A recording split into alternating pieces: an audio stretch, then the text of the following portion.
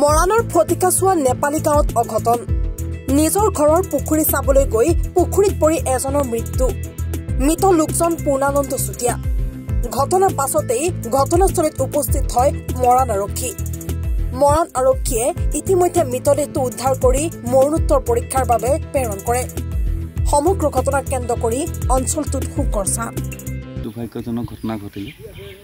এজন ব্যক্তি পূৰ্ণানন্দ চুতীয়া তেওঁ নিজৰ ফিচাৰীত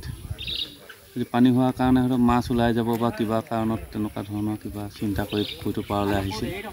আৰু তেনেকুৱাতে দুৰ্ভাগ্যজনকভাৱে তেওঁ পানীত পৰি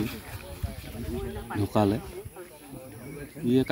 আকস্মিক ঘটনাহে ইয়াত কোনো বেলেগ জড়িত আছে বুলি আমি নাভাবোঁ গতিকে আমি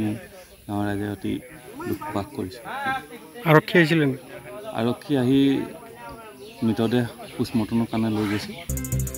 মৰাণৰ পৰা ৰাজু মিশ্ৰৰ ৰিপৰ্ট এনি ভাৰত 24 এনি ভাৰত 24ৰ প্ৰথম প্ৰয়াস জুবিন গাৰ্গৰ গীতৰ প্ৰতিযোগিতা জুবিনৰ গানে কি আনে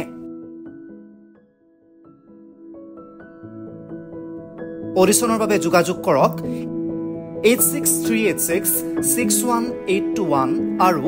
8812831556 নম্বৰত এনি ভাৰত 24 উদ্যোগত এটা নতুন সংগীতৰ প্ৰতিযোগিতা আয়োজন কৰা হৈছে য'ত মোৰ গানৰ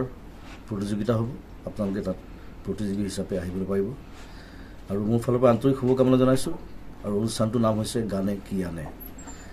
সকলোকে মৰম জনাইছোঁ সকলোৱে আহক ইয়াত অংশগ্ৰহণ কৰক thank you very much love U